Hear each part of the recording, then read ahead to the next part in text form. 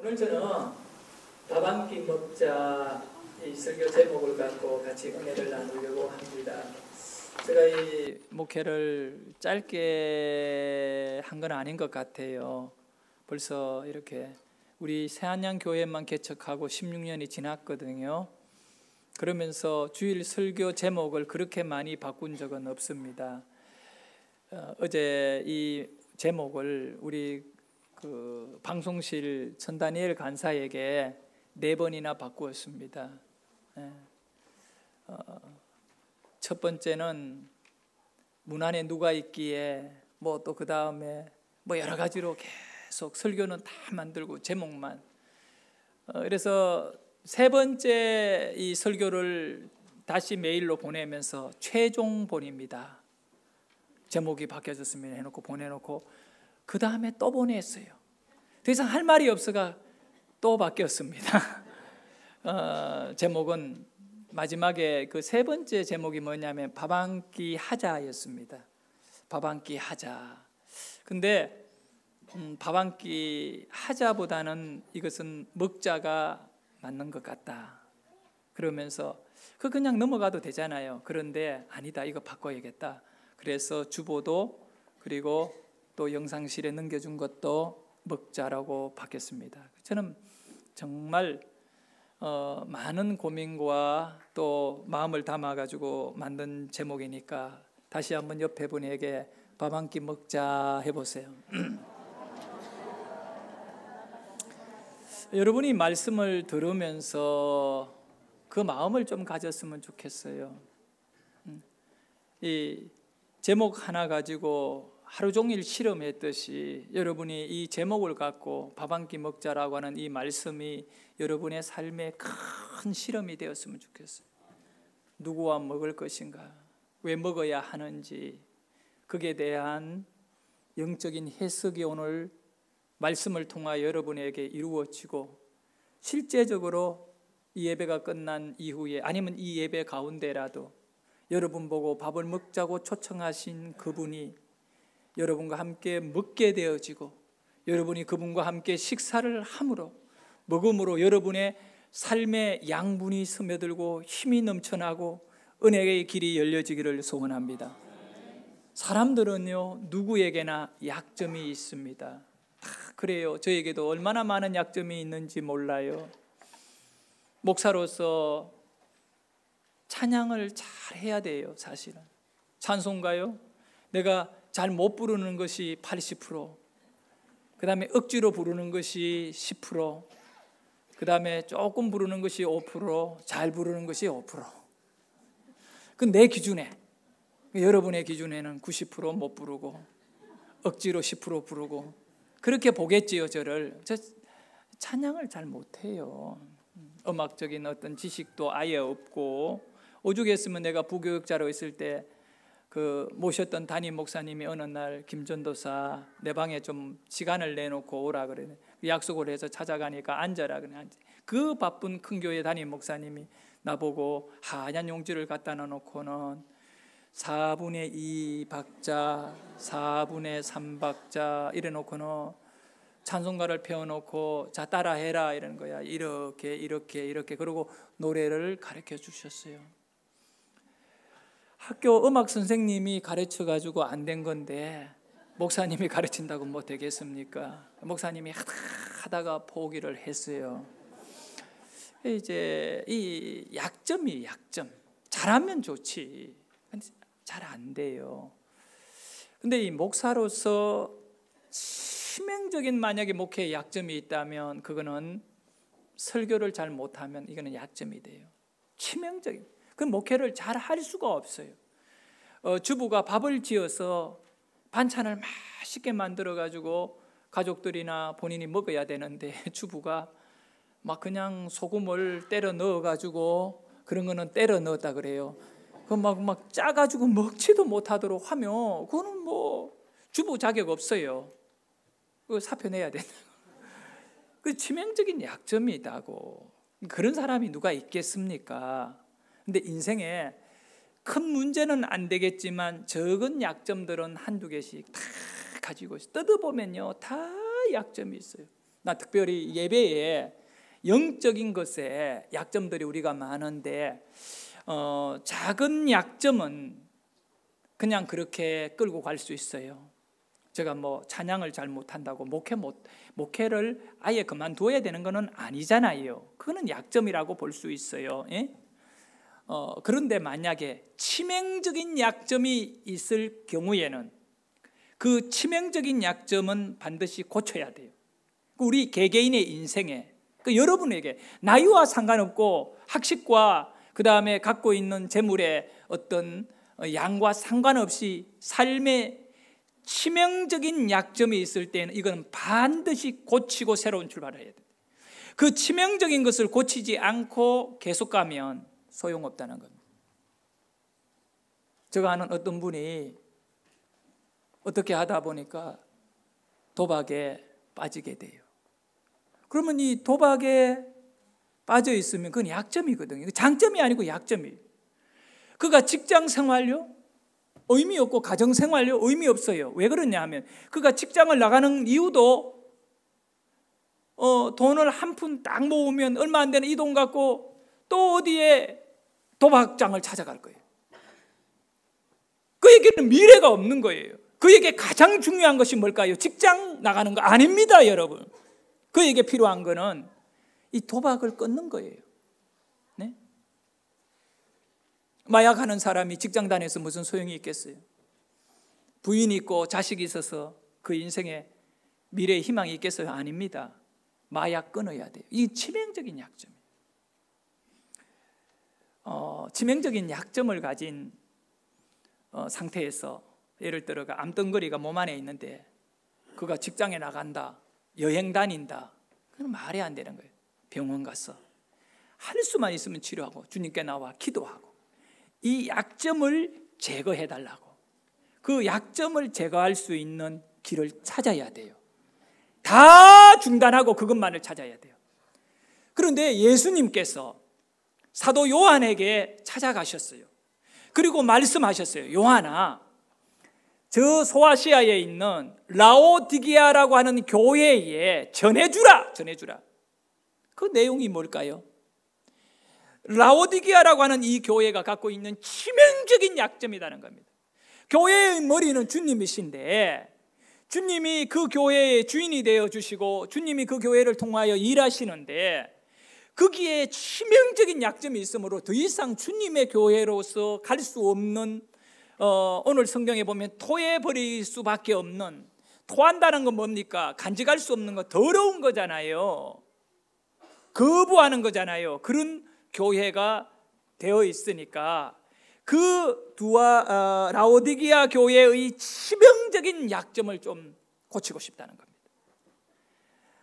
사도 요한에게 찾아오셨던 주님께서 라오디게아 교회의 약점을 드러내시고 그거를 바꾸시기를 원하셨던 그 주님이 오늘 이 시간에 여러분에게 말씀하시고 여러분의 인생과 우리의 삶을 새로 고쳐주시는 은혜가 있기를 원합니다.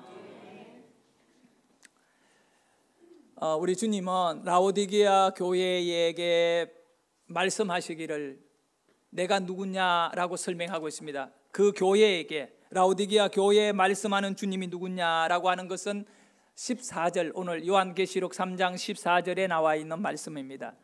라오디게아 교회의 사자에게 편지하라. 아멘이시요 충성되고 참된 정인이시요 하나님의 창조의 근원이신 이가 이르시되. 자, 라오디게아 교회 성도들은 지금 주님의 음성을, 누구의 음성을 듣느냐 하면 네 가지의 특징을 갖고 말씀합니다. 너희에게 말하는 자가 아멘이다, 아멘. 그리고 충성된 자이다. 그리고 참된 정인이다.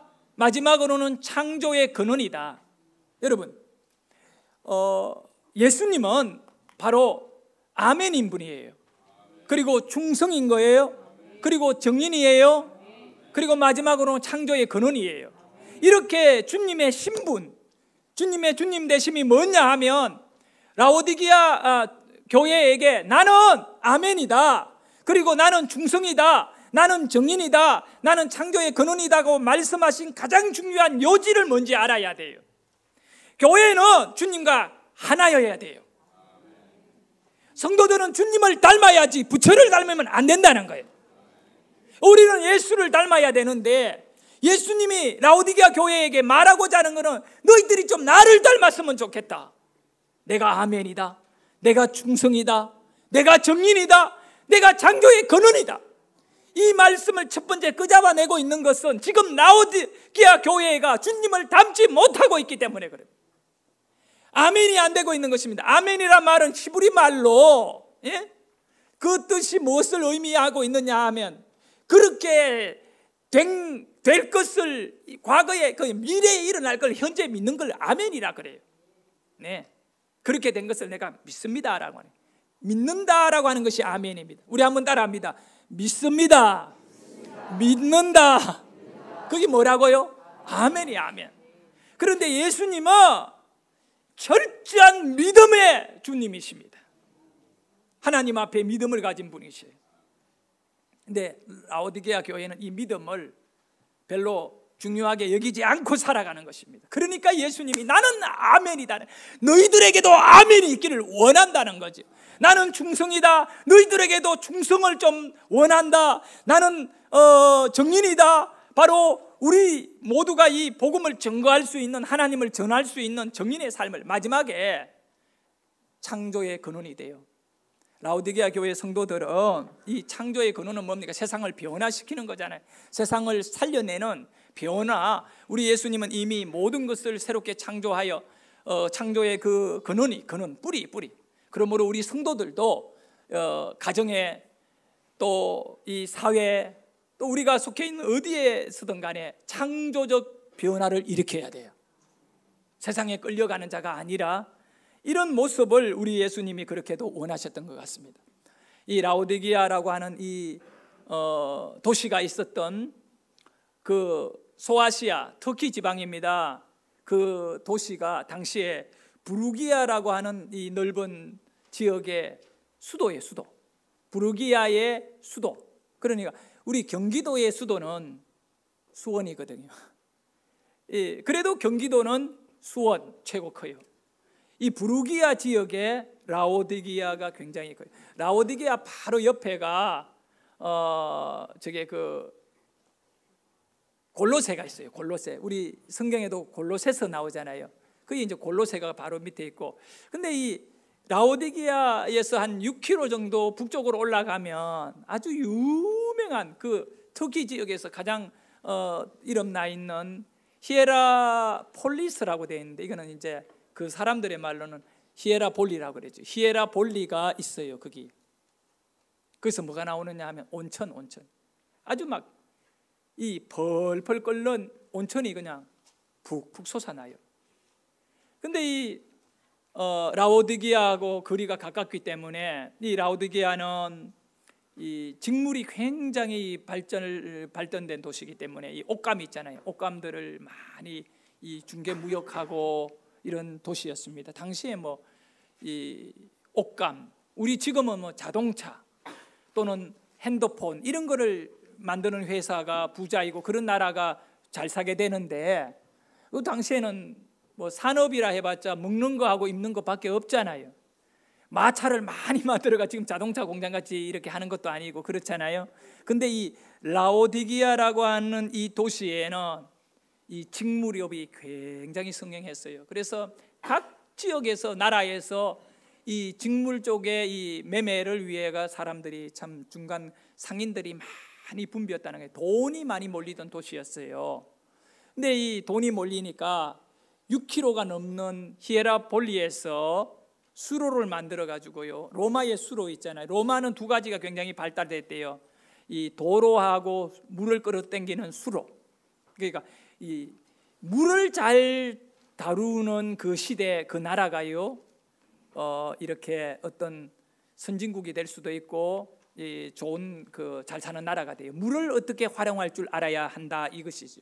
근데 로마는 물을 잘 이렇게 끌어가지고 농사도 짓고 또 가정까지 들어오게 했는데, 당시 기록상에 보면 라오디게아의 그 귀족들 또 돈 많은 부자들은 집안에까지 온천수를 끌어와 가지고 사용했던 거예요.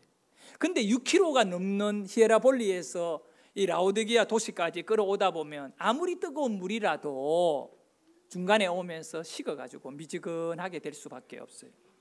이 온천이 유명하기 때문에 돈 많은 사람들이 노년기에 온천물이 그냥 건강에도 좋고 좋잖아요. 사철 따뜻한데 이렇게 미지근하게 이렇게 사용하니까 그 귀족들의 집안에 목욕탕 안에 뜨거운 물이 그냥 24시간 나오니까, 그래서 돈 많은 사람들이 또 라오디게아로 몰리는 거예요. 당연히 라오디게아 교회에는 부자들이 많을 수밖에 없는 거예요. 그리고 또 이 라오디게아에는 그 일대에서 가장 유명한 이 눈 치료제로서 특효약이라고 표현하고 있는데 클로니온이라고 하는 그것을 생산해내는 주산지가 바로 라오디게아 도시예요. 그러다 보니까 심지어 어떤 분은 그렇게 얘기하고 있어요. 이 라오디게아에는 당시에서 세계에서 가장 큰 의과대학, 의술을 가리키는 아카데미가 존재했다라고 말하는 분들도 있습니다. 2000년 전의 얘기니까 정확하게는 우리가 알 수 없겠지만 그 정도로 환자들을 치료하는 치료술이 발달된 병원들이 기업적으로 크게 형성해서 존재하고 있었다는 것입니다. 그렇기 때문에 라오디게아를 표현하자면 화려한 도시요, 부유한 도시요, 의료시설이 잘 갖추어 있는, 복지가 잘 되어 있는 도시였습니다. 그는 사람들의 눈으로 볼 때 그렇습니다. 근데 오늘 우리 예수님이 라오디게아에게 딱 하는 말이 뭡니까? 교회에 하는 말이, 너희들은 치명적인 약점을 갖고 있다. 이거 안 뜯어 고치면 너희들은 망할 수밖에 없다. 주님이 보는 판단은 그들이 느끼고 있는 화려함과 부유함과 의료의 발달, 아무런 소용도 없었던 것입니다. 주님이 여러분을 볼 때 어떨까? 저는 이것이 매우 중요해요. 목사로, 성도로 우리 주님은 개개인을 보십니다. 우리가 그 주님을 어떻게 바라볼 수 있을까요? 자, 주님이 라오디게아 교회에 뭐라고 말하냐면 토해버릴 것만큼 역겹다고 말합니다. 역겹다. 그 라오디게아 교인들이 주님의 백성입니다. 근데 남편이 아내를 보고 당신 보니 역겨워 이러면 그날 끝났습니다. 안 그렇겠어요? 그런데도 그래 역겨워, 좋아 이럴 분이 누가 있겠어요? 그 역겹다는 말의 심각성을 느껴야 되는 거예요. 바보가 아닌 이상, 예? 바보에게요, 너 바보지 그러면 계속 웃어요. 그런데 정말 판단력이 정확한 그런 사람에게 너 바보지 이러면 속이 상해요. 기분 나빠요. 나를 어떻게 보나 이런 자존심도 상할 겁니다. 바보 소리 안 들으려고 열심히 사는 거예요. 옆에 분에게 한번 물어보면 왜 열심히 사니? 바보 소리 안 들으려고. 그런 거 아니겠어요? 예, 바보 소리 안 들으려고. 직장에서 또 심지어 교회에서까지. 3장 15절에서 16절 두 절 말씀 우리 함께 읽도록 하겠습니다. 내가 내 행위를 아노니 네가 차지도 아니하고 뜨겁지도 아니하도다. 내가 차든지 뜨겁든지 하기를 원하노라. 내가 이같이 미지근하여 뜨겁지도 아니하고 차지도 아니하니 내 입에서 너를 토하여 버리리라. 15절과 16절에서 반복적으로 하시는 말씀이 뜨겁지 아니하다, 뜨겁지 아니하다, 이 말씀을 반복적으로 하시는 거예요. 너는 미지근하다, 너는 미지근하다. 여러분, 신앙은 한마디로 말하면 뜨거워야 돼요. 목회자는 말씀을 뜨거움으로 받아야 되고 뜨거움으로 전해야 되고, 성도들은 하나님의 말씀을 뜨거움으로 받아야 되고 뜨거움으로 그 말씀 속에 자신의 삶을 녹아내려야 된다. 뜨거움이 없는 미지근함은 우리는 어떤 변화도 주지 않아요. 지금 그 강한 쇠붙이가 어디에서 녹아내려지고 어디에서 모양이 만들어지고 순수함을 가지게 됩니까? 금덩거리가 되는 것은 뜨거운 불 속에서 가능한 일이에요. 믿음은 우리를 변화시키는 거예요. 우리의 삶을 가치 있게 만들어주는 것이 믿음인데 왜 여러분의 삶이 변화가 안 되고 왜 라오디게아가 역겨운 믿음이 되고 말았냐면 그들에게 뜨거움을 잃어버렸거든요. 지금이라도 사람이 중요한 거 아니에요. 그 믿음을 가진 자가 어떠한 사람이든 간에 뜨거운 믿음을 가지면 그런 변화되는 것이에요. 여러분이 이 가치를 여러분의 것으로 받아들이기를 바라요. 이 주님이 이런 음식을 가지고 설명을 하시는 거예요. 지금 주님이 음식을 가지고 토해버리겠다라고 하는 것은 음식과 몸의 기능이에요. 주님은 몸이고 음식은 우리예요. 그 우리를 토해버릴 수밖에 없다는 겁니다. 그 원인은 뜨거움이 없기 때문에 토해버리겠다는 거예요. 음식은요, 흡수돼야 돼요. 흡수가 안 되면 음식은 우리에게 독이 돼요. 여러분은 주님에게 흡수되는 믿음을 가져야 돼요. 이 믿음의 흡수가 없으면 결국은 토해낸다든가 음식을 먹었는데 복통이 일어나요. 예? 그리고 정말 거북해요. 원인이 있어요. 왜 그럴까요? 그 음식 속에 독성이 있는 것이나 아니면 그 음식이 부패했거나. 독성이 있는 거 먹으면 그것을 몸이 흡수하면 몸이 죽어버려요. 그 심각한 부패가 이루어진 것 우리는 모르고 먹잖아요. 곰팡이 있는 거. 그거 먹었는데 만약에 우리 몸 자체가 그 곰팡이와 균들을 다 흡수해버리면 결국은 세포가 그 음식에 세포를 살아있는 이 균을 먹어버린 거거든요. 그 균이 우리 몸에 들어오면 그 균이 나중에 우리 몸에 암을 만들잖아요. 그걸 거부하려고 하니까 설사가 나오는 거예요. 곧 밥 먹어야 되는데 설사 얘기를 했어요. 여러분 그러더라도 여러분 잘 알아야 돼. 토해낸다는 거는 흡수 못한다는 거예요. 여러분의 삶이 하나님께서 흡수 안 하는 삶이다면 우리가 왜 하나님의 생수의 강을 개척합니까? 교회가 뭐 하느냐 이거. 주님이 흡수하는 일을 해야 된다는 거예요. 우리는 힘들지만 희생해야 되는 거예요. 그럴 때 주님은 우리와 기쁨으로 하나 되고 우리가 주님에게 흡수되는 역사가 있는 것입니다. 충성 안 한다잖아요.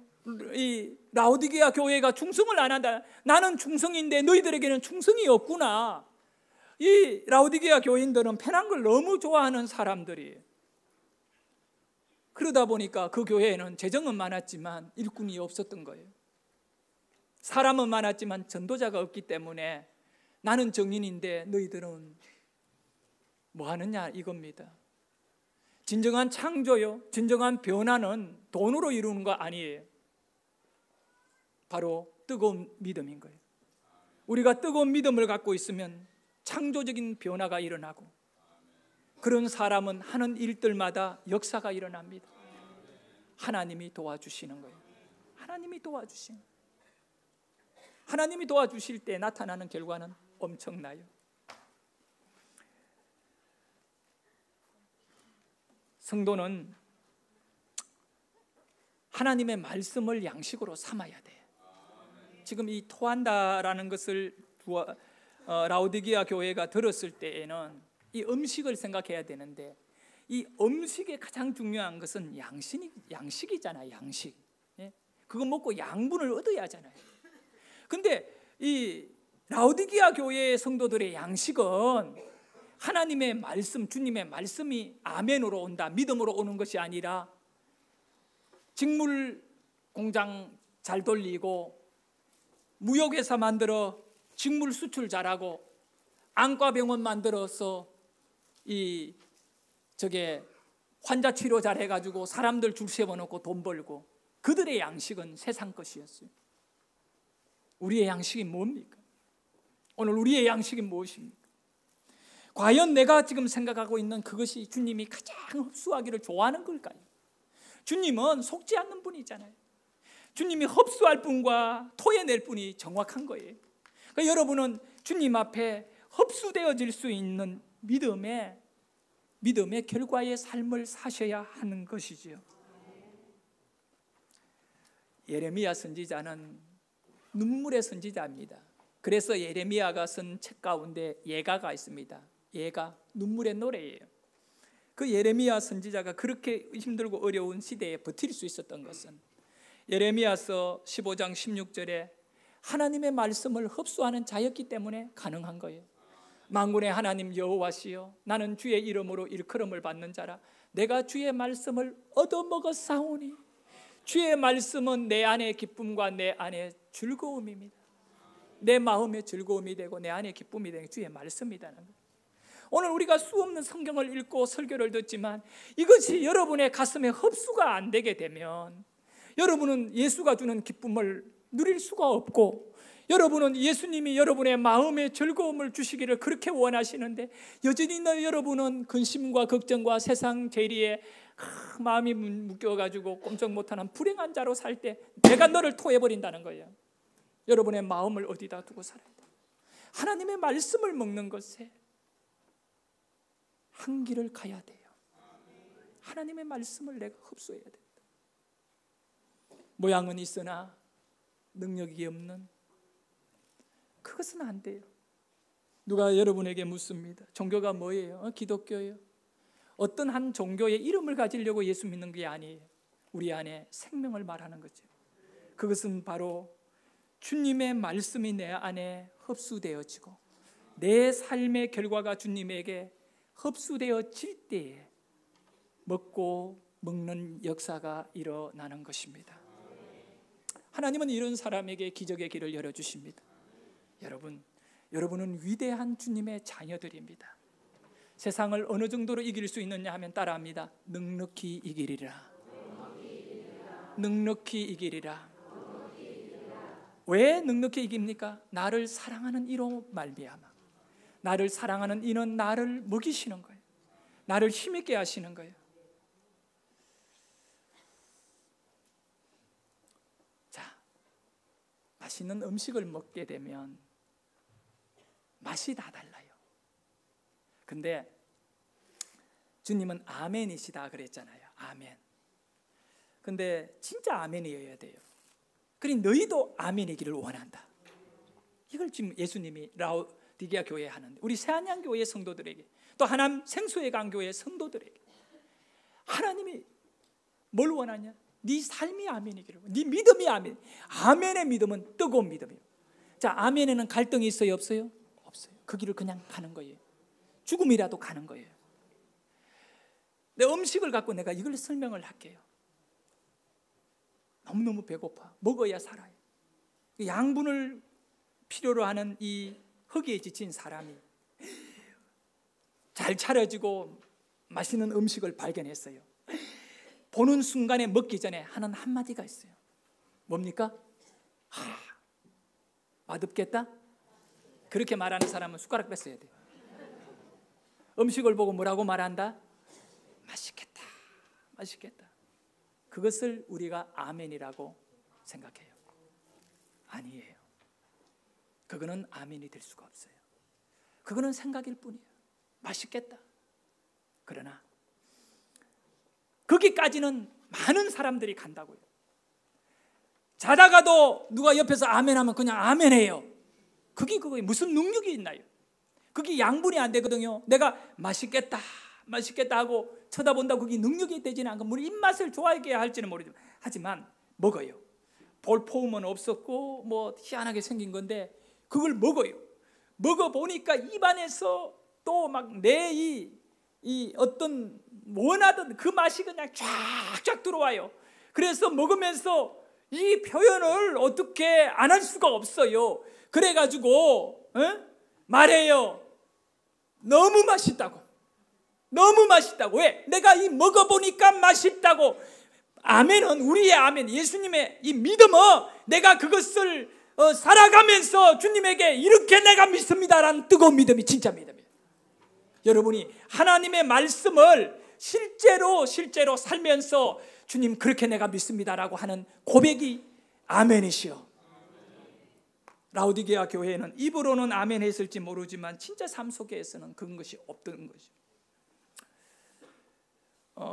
세상 것으로 입맛이 오염되어 있었다는 거죠. 그렇기 때문에 세상 것에 입맛이 이렇게 짙어지게 되면 영적인 것으로는 한 가지 특징이 있는데 영적인 입맛을 잃어버려요. 딱 잃어버린다니까. 딱 잃어버리게 되어 있어요. 예? 반대로 영적인 입맛을 딱 가지게 되면요, 세상 것의 입맛을 잃어버려요. 여러분 어느 쪽에 서기를 원하십니까? 영적인 입맛이 여러분에게 회복되어지기를 원합니다. 말씀을 들을 때 이 말씀이 내 가슴에 살아서 막 움직이는 그 은혜를 여러분, 그것이 바로 흡수예요. 흡수. 우리 요한계시록 3장 20절을 같이 한번 크게 읽어보도록 하겠습니다. 이 결정타가 20절 안에 있어요. 네? 자, 읽습니다. 볼지어다 내가 문 밖에 서서 두드리노니 누구든지 내 음성을 듣고 문을 열며 내가 그에게로 들어가 그와 더불어 먹고 그는 나와 더불어 먹으리라. 아멘. 주님께서 문 밖에 계신대요. 문 밖에 계셔요. 우리는 문 안에 있는 거지요. 여러분 한번 그림을 그려보시면 좋겠어요. 나는 문 안에 있고 문은 닫혀 있고요. 그리고 주님은 문 밖에 계셔요. 그럼 일단 문 안에 있는 우리 입장에서 생각해 보십시다. 문 안에 들어가 있으면 문 밖에 거는 아무것도 안 보이는 겁니다. 누가 왔는지, 거지가 왔는지, 부모가 왔는지, 예수님이 왔는지 문을 닫아놓고 문 안에 있으면 아무것도 볼 수 없어요. 하지만 누군가가 왔습니다. 왔어. 문을 두드리게 되면 알게 되는 겁니다. 아들아, 아들하고 두드리면 부모가 온 거예요. 삼촌하고 두드리면 조카가 온 거예요. 그 다음에 이름을 불러요. 집사님하고 두드리면 교인이 온 거예요. 네? 옛날에 이리 오너라 라고 부르면 양반이 온 거예요. 그렇게 누군가가 온 사람이 부를 때 밖에 누가 왔다는 걸 알게 돼요. 주님은 이 라오디게아 교회 요한계시록 3장 이 20절의 말씀을 통하여 뭐라고 말씀하느냐? 내가 예수님이 문 밖에 와 있다는 겁니다. 그리고 문 밖에서 문을 뭐하고 있다고요? 두드리고 있다는 겁니다. 그런데 왜 이 말씀이게? 그래 누구든지 문을 열어주면 안 열어주는 사람이 너무나 많이 있기 때문에 열어주면 내가 너에게 들어가겠다는 겁니다. 앞쪽에서 5절 16절에서 예수님은 토하겠다라고 말했으면 너희들이 너무너무 역겨워서 가지고 세상 맛에 길들어져 있고 너희들의 삶은 독성이 있구나, 죄악이 있구나, 너희들의 삶은 부패하였구나, 내가 거룩한 주님께서 토해버리겠다라고 하신 그 주님께서 마지막에 20절에 치명적인 라오디게아 교회의 그 모든 문제를 치료해 주시고 같이 먹자고 말합니다. 여러분 이 엄청난 은혜가 흐르고 있지 않습니까? 토해내어야 할 그 자를 대신에 같이 먹자고 말씀하시는 겁니다. 예수님이 문 밖에 와가 문을 두드립니다. 밥 한 끼 먹자. 밥 한 끼 먹자. 밥 한 끼. 왜냐하면 문 안에 있는 사람이 영으로 굶어 죽어가고 있거든요. 주님과 함께 영으로 먹어야 그가 살아나거든요. 예배 한두 번 안 드린다고 내게 무슨 일이 있겠느냐? 한두 달 11조 안 드린다고 내 경제적인 타격이 오겠느냐? 그런 생각하지 마세요. 물이 뜨거웠던 물이요 6km라고 하는 거리를 가면서 이제는 70도, 60도, 40도, 50도, 30도로 뚝 떨어졌던 하루아침에 냉랭한 믿음이 아니라 조금씩 세상 맛에 자꾸 귀를 들이시다가 나중에는 조미료 없이는 먹지 못하는 입이 되고 말아버려요. 그런 가운데에도 우리 주님은 그렇게 역겨운 우리 그지만 문 밖에 서서 기다려요. 두드리시고 계세요. 문을 열어달라고. 문을 열어달라고 두드리고 계세요. 여러분, 제가 제일 정확하게 일주일 전에 이 본문의 말씀을 설교하기 위해가 주일 저녁에 이 말씀을 묵상하면서 내가 눈물이 핑 돌고 가슴이 미어가지고 나는 마지막에 20절 속에서 이 역겨움 가득한 우리 인생들을 이 목사가 약점도 많고 허물도 많고 죄가 많은데 이거는 남의 문제가 아니라 내 문제예요. 내 인생의 문 앞에서 영적인 문을 두드리고 계시는데 주님은 그 주님이 나를 향한 그 열정이에요. 어느 정도냐면 안 열어주면 문을 때려 부수고라도 들어올 것 같아요. 그런데 내가 이런 고민을 해본 거예요. 도대체 그 집안에 누가 있기에 창조의 근원이신 자가 피조물의 집 앞에서 문을 두드리며 환영을 받지도 않는데 그렇게 계속 기다리고 계시는가? 그 안에 누가 있기에? 저는 이거를 묵상을 했어요. 그 안에 누가 있기에? 그 안에 있는 자가 나거든요. 그런데 주님 쪽에서 대답을 하시는 것 같아요. 그게 비록 너는 비록 독성이 가득한 그런 것으로 부패된 너희지만 너를 해독해야겠고 너를 먹여야겠기 때문에 들어와야겠다는 거죠. 그러나 그 집안에 있는 나는 주님이 가장 사랑하는 존재예요. 바로 여러분에게 주님이 와서 문을 두드리시잖아요. 여러분을 가장 사랑하기 때문에 그냥 내버려두면 여러분은 굶어 죽어요. 그래서 예수님은 내가 들어가서 먹자는 거예요. 들어가서 먹자. 여러분, 성경에서 하나님의 말씀은 양식이라고 합니다. 주님 우리에게 말씀을 주시려고 해요. 이 자리에 앉아서 있는 게 중요한 거 아니에요. 여러분이 마음의 문을 열어야 돼요. 아, 놀라운 일이 일어나요. 문을 열어줬더니 주님이 보이는 거예요. 그전에는 음성만 들렸던 주님이 문 밖에서 야, 너 믿음으로 살아라. 야, 그 말씀대로 살아라. 말씀만 하신 대로. 그런데 내가 실천을 했어요. 그 믿음으로 살았고 그 말씀으로 살았더니 주님이 문을 열고 내 안에 들어오셔가 그 주님을 내게 보여주시는 거야. 그리고 나는 그분하고 밥을 먹는 거야. 밥 먹는 거요. 사실은 우리가 주님에게 먹자 매달려도 할까 말까 해줄 건데 주님이 찾아와가 먹자고 매달려. 전 세계에서 2008년도에 가장 부자였던 사람이 세계 그 1위 워렌 버핏이라고 하는 사람이에요. 미국인이잖아요. 이 워렌 버핏 이 사람은 여러분 지금 사진으로 보고 있습니다만 6살 때 벌써 돈에 눈을 뜬 사람이에요. 그래가 껌을 팔고 여름에는 콜라를 팔았어요.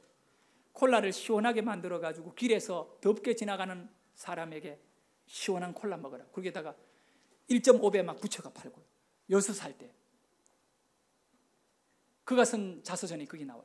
그리고 그가 11살 때 그렇게 모은 돈을 갖고 $120예요. 자기 소유가 11살에 누나의 돈까지 끌어넣어 가지고 주식 투자를 공식적으로 주식 투자를 하게 돼요. 그리고 주식 투자 결과는 3몇 달러에 산 것이 완전히 폭락을 해가지고 큰 손실을 보게 돼요. 그래가지고 충격에 빠져. 근데 항상 주식이라는 거는 내렸다가 올렸다가 하는데 몇 달이 지난 다음에 이게 오르기 시작합니다. 32달러짜리가 35달러가 되고 38달러가 되고 9달러가 되고 가슴이 뛰게 40달러니까 몸이 막 그냥 멈춘 것 같은 거예요. 그러니까 지난번에는 뚝 떨어졌던 경험을 하니까 와 빨리 팔자 이래가 40달러에 딱 팔았대요. 팔고 나니까 그것이 며칠 만에 200달러가 됐대. 그래서 이 워렌 버핏이 엄청난 깨달음을 갖고 있는 거예요. 기다리지 못했다는 거예요. 더 기다려야 된다는 거예요. 그리고 그가 대학을 졸업하고 이제 투자회사를 만들어 가지고 지금까지 매년 공식이 하나가 있는데 투자비의 30%의 이익을 남기면서 세계 최고 부자가 됐던 거예요. 근데 그가 지금 부자의 최고 부자가 안 된 이유가 어디에 있느냐 하면 2010년도입니까 11년도에 자기 전 재산의 85%를 빌 게이츠의 재단, 자선재단에다가 기정을 발표하고 어마어마한 돈들을 지금 나누어가 다 주었기 때문에 지금은 그가 제1부자가 아니에요. 인생을 어떻게 보면 멋있게 사는 인물이에요. 네? 그 사람의 0.01%만 여러분 줘도 여러분은 대한민국에서 땅땅한 부자가 되어 있을 건데. 네? 왜 내가 이 사람 얘기를 합니까? 이 사람하고 밥 한 끼 먹으려면 얼마 정도 들으면 될 것 같습니까? 네? 김밥 한 줄 놓고 먹으려면 2,000원이면 됩니다. 네? 뭐 닭갈비 가면 한 10,000원이면 됩니다. 그러면 이 워렌 버핏하고 점심 한 끼 먹으려면 얼마 정도 내면 될까요? 15년째 워렌 버핏이 자선단체의 기부를 위해 가지고 제목이 워렌 버핏과 점심 한 끼 먹기 경매가 있습니다. 여러분도 가능합니다. 경매에 한번 참여하세요. 5,000원 이렇게. 가능은 합니다만은 아마 성사는 불가능할 겁니다. 이 15년간 수백억 원을 모았습니다. 15번의 식사를 통하여. 작년 2015년도에 워렌 버핏과 밥을 먹은 사람은 23억 원을 주고 밥을 먹었습니다. 점심 딱 한 끼 먹는데 23억 원을 줬습니다. 싱가포르에서 사업하는 앤디 주아라라고 하는 중국계 사업가입니다. 23억 원을 주고 점심 한 끼 딱 먹었습니다. 그것도 싱가포르에서가 아니라 비행기를 타고 뉴욕까지 가가지고 워렌 버핏이 먹자고 하는 식당에 가서 먹는데, 스테이크 먹는데 23억 원을 주고 먹었습니다. 여러분 같으면 1,000만 원 주고도 안 먹을 거야. 근데 워렌 버핏과 이 23억 원을 내고 식사하게 된 앤디 주아라가 만났습니다. 입구에서 악수하고 인사했습니다. 처음 보는 얼굴입니다. 앤디 주아라는 들떠 있는 가슴입니다. 전설적인 투자의 귀재 워렌 버핏을 만나 내가 좋은 얘기를 많이 들어야겠다, 이 마음을 먹고 식당 테이블에 앉았습니다. 그런데 웬일입니까? 워렌 버핏은 말을 한마디도 안 합니다. 중간중간에 기침 정도 할 뿐입니다. 식사가 나왔습니다. 포크를 들고 칼을 재면서 워렌 버핏은 계속 고기를 먹습니다. 그리고 식사 이후에는 디저트로 몇 조각의 케이크를 먹고, 그리고 한참 앉아 있다가 워렌 버핏은 돌아가겠다고 합니다. 자, 여러분 상상해 보십시오. 과연 그렇게 식사했다면 어떤 일이 일어났겠습니까? 23억 원이라고 하는 돈을 최고 액수의 경매에서 낙찰대가 밥을 먹게 되는 이 앤디는 뭘 원했겠습니까? 밥값에 23억 원을 투자했겠습니까? 워렌 버핏이라고 하는 사람의 생각과 말을 듣는 것에 23억 원을 투자했습니까? 밥값이 아니라 말값입니다. 여러분 잘 들으셔야 돼요. 밥값이 아니라 말값입니다. 여러분이 오늘 하나님의 몸된 교회에 나왔습니다. 정성을 다한 예물을 하나님께 올려드릴 겁니다. 그 예물이 여러분이 예배를 마치고 5층에 가서 식사를 하게 되는데 식사비로 드리는 것입니까? 아니면 생명을 살려주신 하나님의 말씀의 은혜 안에 살아가는 내가 주님의 말씀과 교제하고 있음에 대한 나의 삶의 표현으로 드리는 겁니까?